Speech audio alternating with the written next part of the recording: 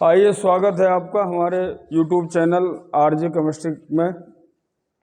जैसा कि पिछली क्लास में हम लोगों ने विद्युत का परिचय पढ़ा था और विद्युत आवेश के बारे में हमने पढ़ा था कि विद्युत आवेश होता क्या है और इसकी विद्युत में क्या भूमिका है। ठीक है, आइए उसी को आगे बढ़ाते हुए आज हम डिस्कस करेंगे कि आवेश में कुछ गुण पाए जाते हैं। आवेश में कौन कौन से गुण पाए जाते हैं, आज की क्लास में हमें वही डिस्कस करना है। तो सबसे पहले, जैसे कि मैंने आपको पिछली क्लास में थोड़ा सा बताया था कि जैसे हम लोगों ने लोअर क्लासेज में पढ़ा है कि जैसे कोई मैग्नेट होता है, चुंबक, उस चुंबक के चारों ओर उसका चुंबकीय क्षेत्र पाया जाता है। मतलब उस चुंबक के चुंबकीय क्षेत्र में अगर कोई वस्तु आती है तो चुंबक उसको अपनी ओर आकर्षित कर लेता है, और अगर कोई वस्तु उसके चुंबकीय क्षेत्र से बाहर होती है, मतलब चुंबक से काफ़ी दूर होती है, तो उस वस्तु को चुंबक अपनी ओर आकर्षित नहीं कर पाते। तो इसी तरह क्या होता है, हमारा जो आवेश होता है, आवेश जहाँ कहीं भी होगा, जैसे चुंबक जहाँ पर होगा, चुंबक के चारों ओर उसका चुंबकीय क्षेत्र होगा। इसी तरह आवेश जहाँ होगा, आवेश के चारों ओर विद्युत क्षेत्र पाया जाता है। ये आवेश का एक गुण होता है। ठीक है, जैसे पिछली क्लास में मैंने आपको बताया था कि जैसे कोई मैग्नेट है, कोई चुंबक है, इस चुंबक के चारों ओर चुंबकीय क्षेत्र पाया जाता है। मतलब इतने एरिया में चुंबक के प्रभाव का अनुभव किया जाता है। ठीक, इसी तरह अगर कहीं पर आवेश है, मान लीजिए यहाँ पर आवेश है, तो इस आवेश के चारों ओर विद्युत क्षेत्र पाया जाएगा। तो पहला गुण ये होता है आवेश का कि जहाँ कहीं भी आवेश होगा, आवेश के चारों ओर विद्युत क्षेत्र पाया जाएगा। क्योंकि मैंने आपको बताया था कि विद्युत के होने ना होने का कारण आवेश ही होता है। आवेश का होना ही विद्युत के होने की व्याख्या करता है। जहाँ आवेश है वहाँ विद्युत है, आवेश नहीं है, विद्युत नहीं है। तो पहला पॉइंट ये हो गया आवेश के गुण में कि आवेश जिस भी वस्तु जिस भी स्थान पर होगा, उस स्थान उस वस्तु के चारों ओर विद्युत क्षेत्र पाया जाएगा। ठीक, अब बात करें दूसरी विशेषता की। एक चीज़ और आपने चुंबक के बारे में पढ़ी होगी कि ये जो चुंबक के ध्रुव होते हैं, नॉर्थ और साउथ जो पोल होते हैं, चुंबक के उत्तरी और दक्षिणी ध्रुव होते हैं, चुंबक के यदि समान ध्रुवों को, एक जैसे ध्रुवों को यदि हम एक दूसरे के पास लाते हैं, तो चुंबक के जो ध्रुव हैं वो एक दूसरे को प्रतिकर्षित करते हैं, मतलब दूर दूर भगने की कोशिश करते हैं। और यदि चुंबक के विपरीत ध्रुवों को हम एक दूसरे के पास लाते हैं तो वो एक दूसरे को आकर्षित करते हैं। अगर हम नॉर्थ पोल के पास साउथ पोल को लाएं तो एक दूसरे को अट्रैक्ट करेंगे, आकर्षित करेंगे, या साउथ के पास नॉर्थ को ले जाएं तो एक दूसरे को अट्रैक्ट करेंगे।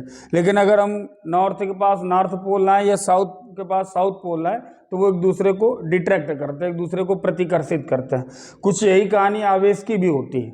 आवेश एक आवेश दूसरे आवेश को प्रतिकर्षित भी करता है और आकर्षित भी करता है। आकर्षित कब करेगा या प्रतिकर्षित कब करेगा, ये निर्भर करता है आवेश की प्रकृति पर। यदि दोनों आवेश धनावेश हैं, दोनों आवेश धनावेश हैं, या दोनों आवेश ऋणावेश हैं, मतलब दोनों की प्रकृति एक जैसी है, दोनों एक जैसे हैं, तो वो एक दूसरे को प्रतिकर्षित करेंगे, एक दूसरे से दूर भगेंगे। और यदि विपरीत आवेश है, एक पता चला ऋणावेश है, एक पता चला धनावेश है, तो उनके बीच आकर्षण होगा। ठीक है, उसको ऐसा हम समझना चाहें तो समझ सकते हैं। जैसे एक आपका प्लस क्यू चार्ज है और एक आपका माइनस क्यू चार्ज है, तो इन दोनों के बीच आपका आकर्षण होगा। विपरीत आवेश जो होते हैं वो एक दूसरे को आकर्षित करते हैं। और यदि समान प्रकृति के आवेश हैं, प्लस क्यू के पास प्लस क्यू है या माइनस क्यू के पास माइनस क्यू है, अगर आप इनको पास में लाओगे तो इन दोनों के बीच आपको प्रतिकर्षण की स्थिति मिलेगी। मतलब ये एक दूसरे को प्रतिकर्षित करते हुए देखे जाएंगे, मतलब एक दूसरे से दूर भगेंगे। ठीक, दूसरा आवेश का गुण ये होता है। तो पहला गुण मैंने आपको क्या बताया कि जहाँ कहीं भी आवेश होगा, जिस भी वस्तु में आवेश होगा या जिस भी स्थान पर आवेश होगा, उस आवेश के चारों ओर विद्युत क्षेत्र पाया जाएगा। दूसरा मैंने आपको बताया कि एक आवेश किसी दूसरे आवेश को या तो प्रतिकर्षित करता है या तो आकर्षित करता है। निर्भर करता है कि उन दोनों आवेशों की प्रकृति कैसी है। विपरीत आवेश होंगे एक दूसरे को आकर्षित करेंगे, समान आवेश होंगे एक दूसरे को प्रतिकर्षित करेंगे। ठीक, उसके बाद जैसा कि मैंने आपको पिछली क्लास में बताया था कि मैंने आपको एग्जाम्पल दिया था परमाणुओं का। एक पदार्थ का परमाणु हमने लिया था, फिर एक दूसरे पदार्थ का परमाणु लिया था, दोनों का आपस में घर्षण कराया था। तो हमने देखा था कि एक पदार्थ से कुछ इलेक्ट्रॉन निकल करके दूसरे पदार्थ में पहुंच जा रहे हैं। तो इस बेस पर हमने आवेश के प्रकार भी समझे थे कि जिस पदार्थ से इलेक्ट्रॉन निकलते हैं उस पर धनावेश आ जाता है, और जिस पदार्थ के परमाणु पर इलेक्ट्रॉन पहुंचते हैं उस पर ऋणावेश आ जाता है। कितना धनावेश कितना ऋणावेश ये निर्भर करता है इलेक्ट्रॉनों के आदान प्रदान पर। ठीक, तो उसके आधार पर भी हम एक गुण निर्धारित कर सकते हैं। वो गुण क्या होता है समझने की कोशिश करिएगा। होता क्या है, मान लीजिए हमने दो वस्तुओं को आपस में रगड़ा, उनका घर्षण कराया, तो घर्षण कराने से क्या होगा, एक वस्तु से कुछ आवेश, एक वस्तु से कुछ इलेक्ट्रॉन निकल करके दूसरी वस्तु में पहुंचेंगे।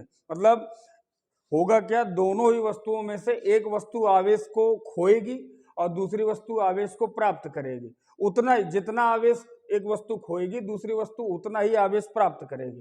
तो आवेश उत्पन्न नहीं होता, ना ही आवेश नष्ट होता है। बस होता क्या है, उसका स्थानांतरण होता रहता है। एक वस्तु आवेश खो देती है, दे देती है, दूसरी वस्तु आवेश ले लेती है। बस यही प्रक्रिया चलती रहती है। और आवेश का खोना या प्राप्त करना निर्भर करता है इलेक्ट्रॉनों के आदान प्रदान पर। ठीक, तो तीसरी प्रॉपर्टी ये होती है इलेक्ट्रिक चार्ज की कि जब दो वस्तुओं को एक दूसरे से रगड़ा जाता है, घर्षण कराया जाता है, तो एक वस्तु से इलेक्ट्रॉन दूसरी वस्तु में जाते हैं, जिस कारण एक वस्तु जितना आवेश खोती है दूसरी वस्तु उतना ही आवेश प्राप्त कर लेती है। तो इस प्रकार हम कह सकते हैं कि ना आवेश उत्पन्न होता है और ना ही आवेश नष्ट होता है। ठीक, उसके बाद अगली प्रॉपर्टी है इलेक्ट्रिक चार्ज की कि इलेक्ट्रिक चार्ज जो होता है, आपका जो विद्युत आवेश होता है, वो निर्धारित करता है विद्युत को। जैसा कि पिछली क्लास में हम लोगों ने डिस्कस किया था कि आवेश का जो प्रवाह होता है, आगे हम पढ़ेंगे, अगला टॉपिक हमारा आगे क्लासेज में हमें पढ़ना है, विद्युत धारा पढ़ना है। तो विद्युत धारा जब हम पढ़ेंगे तो वहाँ पर हमें ये पढ़ने को मिलेगा कि आवेश का प्रवाह ही विद्युत धारा होता है। मतलब आवेश अगर एक स्थान से दूसरे स्थान तक जाता है, आवेश चलता है, बहता है, प्रवाहित होता है, तो वो निर्धारित करता है विद्युत धारा को। तो ये कुछ गुण होते हैं आवेश में। ठीक है, चलिए आइए उनको देख लेते हैं। देखिए पहला,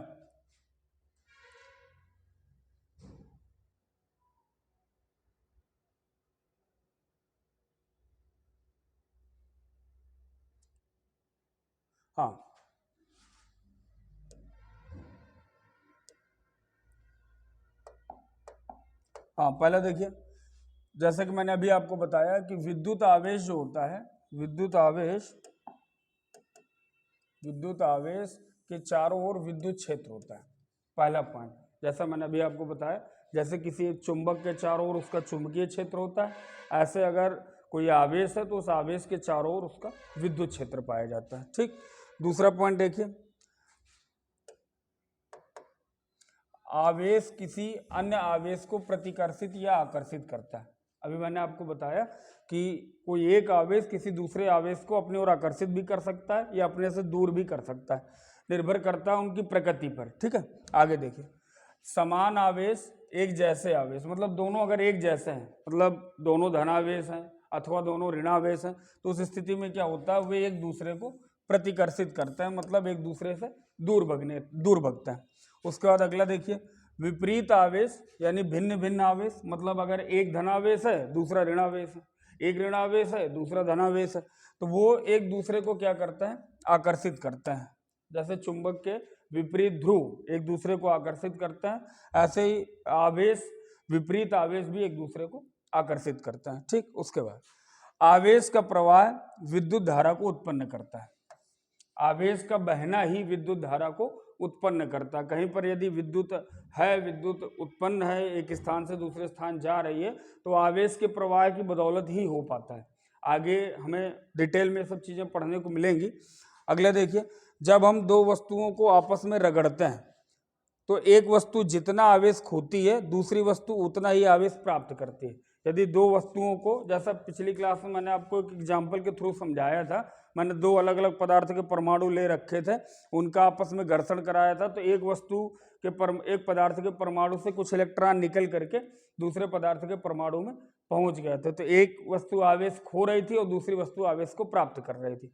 तो समझिएगा, यहाँ पर जब हम दो वस्तुओं को आपस में रगड़ते हैं तो एक वस्तु जितना आवेश खोती है दूसरी वस्तु उतना ही आवेश प्राप्त करती है। इस प्रकार ना आवेश उत्पन्न होता है और ना ही नष्ट होता है। तो आवेश ना उत्पन्न होता है और ना ही नष्ट होता है, बस होता क्या है, एक वस्तु से आवेश निकलता है और दूसरी वस्तु में पहुंच जाता है। ठीक है, वो होता है ड्यू टू इलेक्ट्रॉन्स, इलेक्ट्रॉन की वजह से।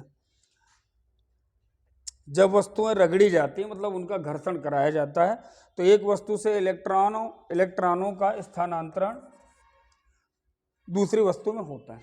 तो ये कुछ आवेश के गुण हैं जो हमें मालूम होने चाहिए, हमारे लिए उपयोगी हैं। ठीक है, तो पिछली क्लास में हमने पढ़ा था कि विद्युत आवेश क्या होता है और उस विद्युत आवेश की क्या भूमिका है, और उसके बाद ये आज हम डिस्कस कर रहे हैं कि विद्युत आवेश के अंदर क्या क्या गुण होते हैं। ठीक है,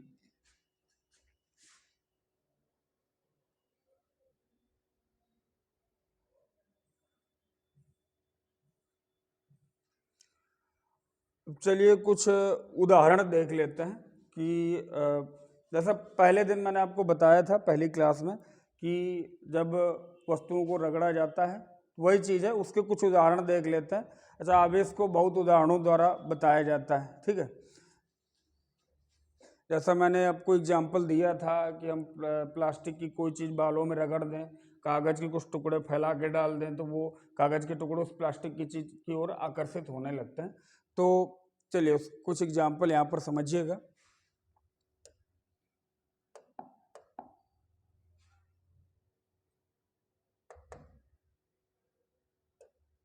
हाँ, एग्जाम्पल जैसे कोई कांच की छड़ है, उसको रेशम से रगड़ा जाता है तो एक पर धनावेश आता है, एक पर ऋणावेश आता है। और मैं कारण आपको बता चुका हूँ कि धनावेश और ऋणावेश का कारण होता है इलेक्ट्रॉनों का आदान प्रदान।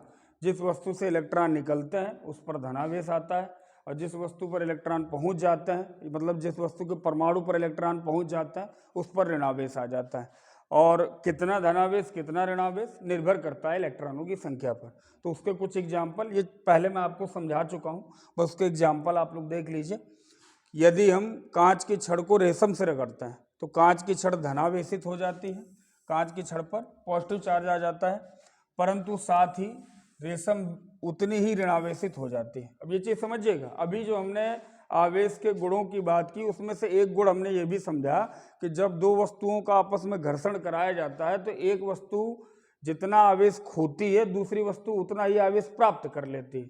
उसका एक अच्छा एग्जाम्पल आप यहाँ पर सामने देख रहे हैं कि यदि हम कांच की छड़ को रेशम से रगड़ें, दो वस्तुएं हो गई हमारे पास, एक कांच की छड़ दूसरा रेशम, उन दोनों को हमने आपस में रगड़ा मतलब उनका घर्षण कराया। तो घर्षण से क्या होता है, कांच की छड़ धनावेशित हो जाती है परंतु साथ ही रेशम भी उतनी ही ऋणावेशित हो जाती है। एक वस्तु जितनी धनावेशित हो रही दूसरी वस्तु उतनी ही ऋणावेशित हो रही। कारण क्या है, ऐसा इसलिए होता है कि कांच की छड़ से कुछ इलेक्ट्रॉन रेशम में चले जाते हैं। इसी प्रकार एक एग्जाम्पल आपका ये हुआ। ठीक हुआ क्या, कांच की छड़ से कुछ इलेक्ट्रॉन रेशम में चले जाते हैं, कांच की छड़ से इलेक्ट्रॉन गए, और मैंने आपको समझाया था कि इलेक्ट्रॉन जिस पदार्थ के परमाणु से निकलते हैं या जिस पदार्थ से निकलते हैं उस पर धनावेश आ जाता है, इसलिए आपकी कांच की छड़ धनावेशित हो जाती है। और रेशम पर इलेक्ट्रॉन पहुंच जाते हैं या रेशम के परमाणु पर कुछ इलेक्ट्रॉन पहुंच जाते हैं, इसलिए रेशम क्या होता है आपका ऋणावेशित हो जाता है। ठीक, एक और एग्जाम्पल बिल्ली की खाल वाला, वो भी आप लोग देख लीजिए। यदि आबूनस की छड़ को बिल्ली की खाल से रगड़ते हैं, यहाँ पर भी दो वस्तुएं हैं, एक आबूनस की छड़ है, दूसरा बिल्ली की खाल, इन दोनों को आपस में घर्षण करा दिया जाए तो क्या होता है, तो खाल से कुछ इलेक्ट्रॉन निकलकर आबूनस की छड़ पर आ जाते हैं। ठीक, जिससे आबूनस की छड़ ऋणावेशित तथा बिल्ली की खाल धनावेशित हो जाती है। खाल से कुछ इलेक्ट्रॉन निकले इसलिए उस पर धनावेश आया, और आबूनस की छड़ पर इलेक्ट्रॉन पहुंचे, उसने इलेक्ट्रॉन लिए, उस पर ऋणावेश आ जाता है। इससे स्पष्ट होता है कि इलेक्ट्रॉनों की कमी से वस्तु धनावेशित, पिछली क्लास में हम लोग ये डिस्कस कर चुके हैं डिटेल में। ठीक है, सिर्फ एग्जाम्पल आपको देखना है। तो इससे क्या बात क्लियर होती है कि इलेक्ट्रॉनों की कमी से, जिस वस्तु में इलेक्ट्रॉनों की कमी होगी, मतलब जिस वस्तु से इलेक्ट्रॉन निकल जाएंगे उस वस्तु पर धनावेश आएगा, और जिस वस्तु में इलेक्ट्रॉन बढ़ जाएंगे मतलब इलेक्ट्रॉन वहां पहुंच जाएंगे तो इलेक्ट्रॉनों की अधिकता से वस्तु क्या होती है, ऋणावेशित हो जाती है। ठीक है, दो वस्तुओं को रगड़ने से उन पर बराबर मात्रा में तथा विपरीत आवेश उत्पन्न होता है। एक पर धनावेश आएगा, एक पर ऋणावेश आएगा, वो भी बराबर मात्रा में, निर्भर करेगा कितने इलेक्ट्रॉन निकले हैं और कितने इलेक्ट्रॉन दूसरी वस्तु पर पहुंचे। एक वस्तु से कितने निकले हैं और दूसरी वस्तु पर कितने पहुंचे। ठीक है, ये कुछ एग्जाम्पल थे वस्तुओं के घर्षण के। ठीक है, चलिए आगे। मैंने आपको एक फार्मूला उस दिन डिस्कस किया था, हम लोगों ने एक फार्मूला आपको बताया था, Q is equal to N E, formula बताया था, जिसमें Q आपका क्या था, किसी वस्तु या किसी पदार्थ पर आवेश, और N था आपका इलेक्ट्रॉनों की संख्या, और E था इलेक्ट्रॉन पर आवेश। ठीक है, इसका एक न्यूमेरिकल भी हम लोगों ने लगाया था कि एक कूलाम आवेश में इलेक्ट्रॉनों की संख्या हमने ज्ञात की थी कितनी होती।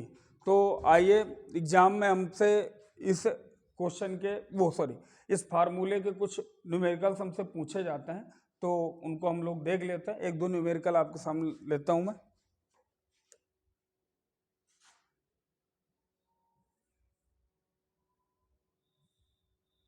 चलिए देखिए,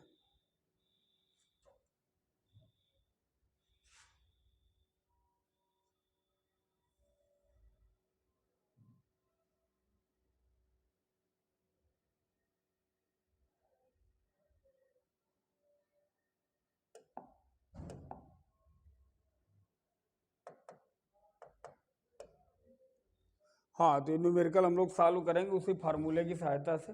ठीक है, अच्छा एक चीज़ और, न्यूमेरिकल लगाने का सीधा से एक फंडा होता है। हमेशा कभी भी आप कोई भी न्यूमेरिकल सॉल्व करने जा रहे हैं तो हमेशा करना क्या चाहिए, सबसे पहले जो वैल्यूज आपको दे रखी हैं, जो मान आपको दे रखे हैं उनको पहले आप नोट डाउन कर लीजिए। जो वैल्यू आपसे पूछी जा रही, जो मतलब जो चीज़ आपको ज्ञात करनी है उसको लिख के उसके सामने क्वेश्चन मार्क लगा दीजिए। फिर आप एक ऐसा फार्मूला ढूंढिए जिस फार्मूले में जो दिया गया वो भी इंक्लूड हो जाए और जो आपसे पूछा जा रहा वो भी इंक्लूड हो जाए। फिर आप उस फार्मूले को पुटअप कर दीजिए, जो वैल्यूज आपको दिए था उनके मान रख दीजिए, आप उनको सॉल्व कर लीजिए। कैलकुलेशन सही होना चाहिए, आपका उत्तर आपका आ जाएगा। ठीक है, तो उसी टेक्निक को फॉलो करते हुए आइए हम ये न्यूमेरिकल लेते हैं। क्या है क्वेश्चन, पहला मैंने आपको तरीका क्या बताया, क्वेश्चन पढ़ते हुए पहले आप लोग मान नोट करिए आपको दे क्या क्या रखा है। ठीक है, तो क्वेश्चन शुरू करते हैं। एक चालक पर 6.4 इंटू 10⁻⁻19 कूलाम धनावेश है। किसी चालक पर इतना आवेश है, धनावेश है, उसको हम बाद में डिस्कस करेंगे, खाली आप इतना समझिए किसी चालक पर इतना आवेश है। तो ये हमारे पास दिए है आवेश का मान। आवेश क्या होता है, Q। तो Q की वैल्यू हमको दे रखी है, यहाँ पर हम ले लेते हैं, ये मान हमें दे रखे हैं, गिवन दैट। सबसे पहले हमें क्या दे रखा है, Q की वैल्यू। Q की वैल्यू कितनी, 6.4 इंटू 10⁻⁻19 कूलाम।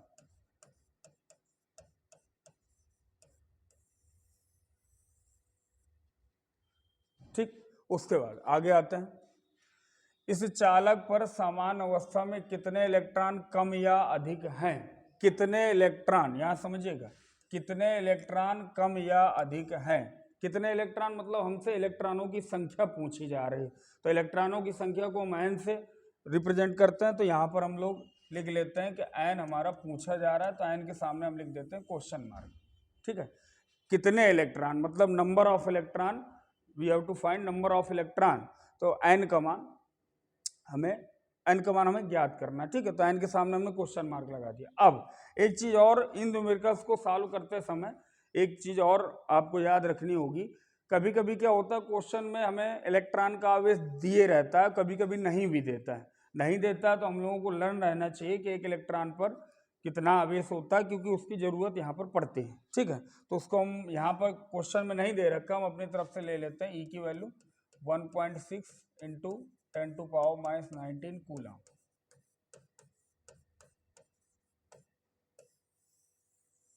ठीक, होता ये निगेटिव है, लेकिन न्यूमेरिकल में जब हम वैल्यू इसकी रखते हैं तो हम उसको निगेटिव नहीं लेते हैं। ठीक, चलिए आते हैं, हमारा फार्मूला क्या है। फार्मूला हमने पढ़ा है Q is equal to N A. Value रख देते हैं। Q की वैल्यू कितनी थी? 6.4 into 10⁻⁻19 is equal to N. हमें फाइंड करना है तो एन को हम जो कहते हैं रखते हैं, और ई की वैल्यू 1.6 इंटू 10⁻⁻19।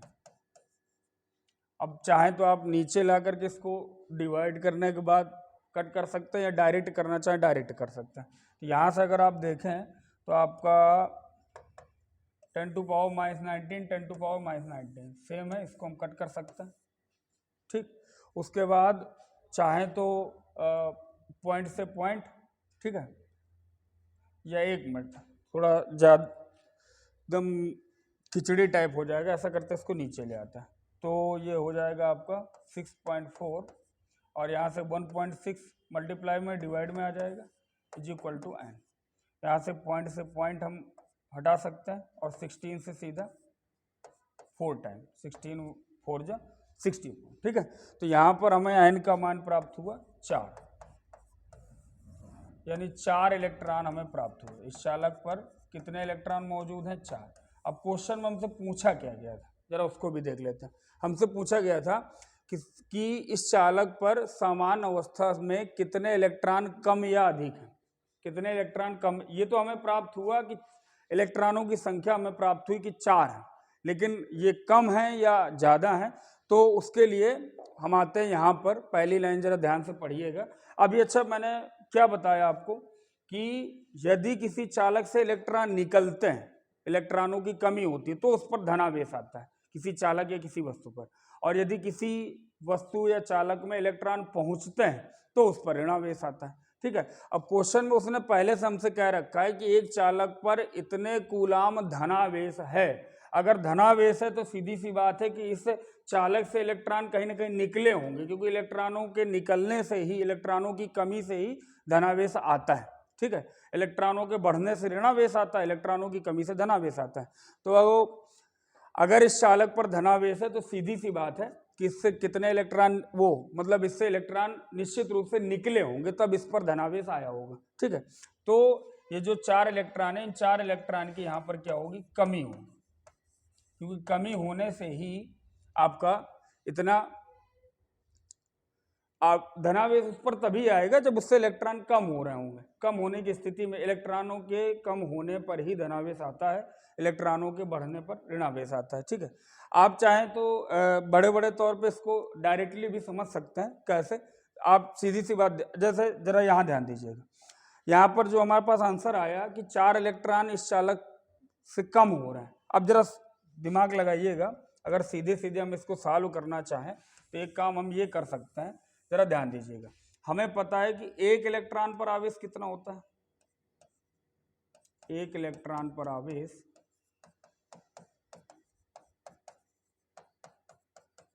ये होता है आपका 1.6 इंटू 10⁻⁻19 कूलम,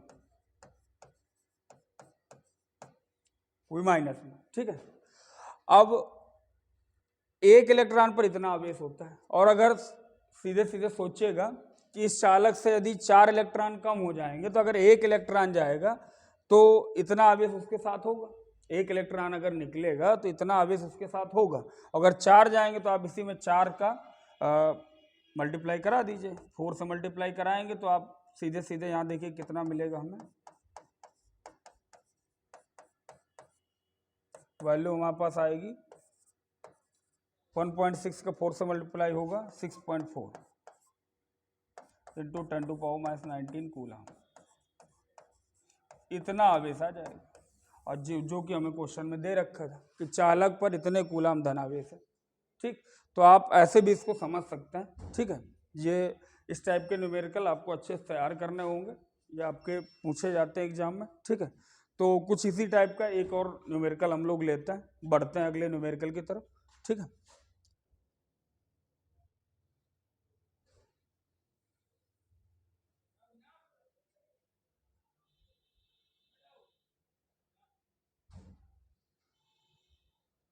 चलिए,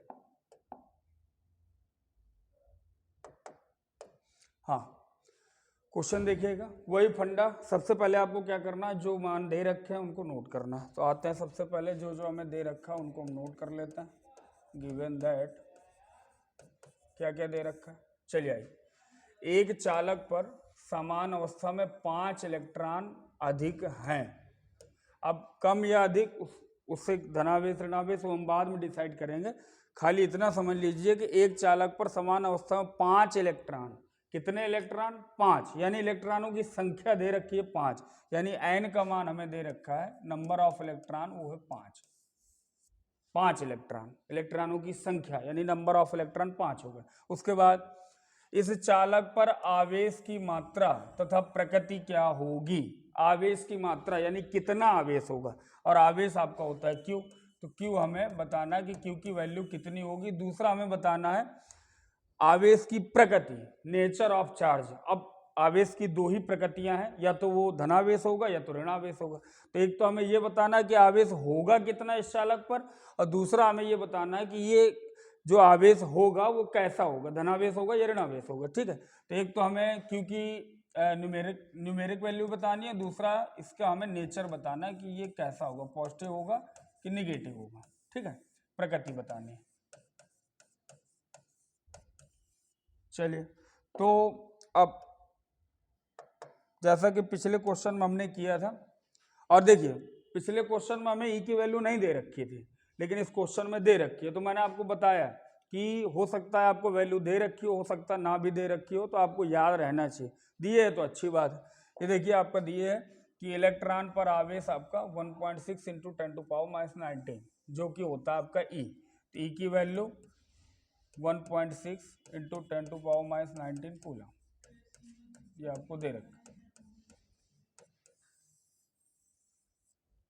चलिए फार्मूला अप्लाई करते हैं। फार्मूला हमने क्या पढ़ा है, Q is equal to N E. सारी वैल्यूज पुटअप कर दीजिए। Q हमें फाइंड करना था, एन की वैल्यू यहाँ पर 5 दे रखी थी, और ई की वैल्यू हमारे पास 1.6 इंटू 10⁻⁹ मल्टीप्लाई कराते हैं तो आपका क्या आपका पहुँच जाएगा 8.0, मतलब 8 बस उसको लिख सकते हैं, 8 लिख के खाली छोड़ सकते हैं। ठीक है, इंटू हो जाएगा 10⁻⁹ कूलम।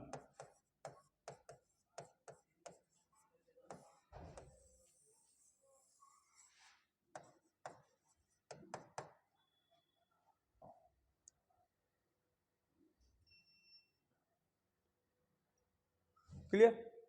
अब हमें ये तो हमें पता चला कि उस चालक पर आवेश होगा कितना, तो इतना आवेश उस चालक पर होगा। अब साथ ही हमें ये बताना है कि उसकी प्रकृति क्या होगी। तो उसके लिए हम चलते हैं क्वेश्चन की पहली लाइन पर, गौर करिएगा। क्वेश्चन में क्या कह रहा था, एक चालक पर समान अवस्था में 5 इलेक्ट्रॉन अधिक, 5 इलेक्ट्रॉन अधिक। अभी तक हमने क्या समझा है, यदि किसी चालक से इलेक्ट्रॉन कम होते हैं, निकलते हैं, तो उस पर आता है धनावेश, और अगर इलेक्ट्रॉन बढ़ते हैं, कोई चालक इलेक्ट्रॉन लेता है, इलेक्ट्रॉन बढ़ते हैं, तो उस पर आता है ऋणावेश। और यहाँ पर क्या है, इस चालक के साथ कंडीशन क्या है कि चालक पर समान अवस्था में 5 इलेक्ट्रॉन अधिक हैं, इलेक्ट्रॉन अधिक है, इसका मतलब उस पर क्या होगा, ऋणावेश होगा। तो चालक पर इतना आवेश होगा, और कैसा होगा, वो ऋणावेश होगा।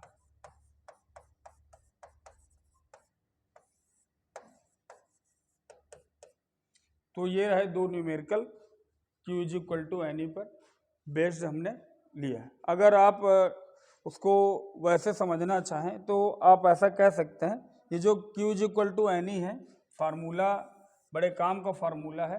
होता क्या है, जब भी दो वस्तुओं के बीच इलेक्ट्रॉनों का आदान प्रदान होता है, मतलब उन पर धनावेश ऋणावेश आने की स्थिति बनती है, तो एक से Q बराबर एन ई के बराबर आवेश जाता है, और दूसरे से Q बराबर एन ई, दूसरा जो पदार्थ होता है वो Q बराबर एन ई के बराबर आवेश प्राप्त करता है। ठीक है, जैसा कि अभी पीछे हमने पढ़ा। क्लियर। तो आज के लिए इतना पर्याप्त, शेष अगली क्लास में रखेंगे। ठीक है, बहुत बहुत धन्यवाद।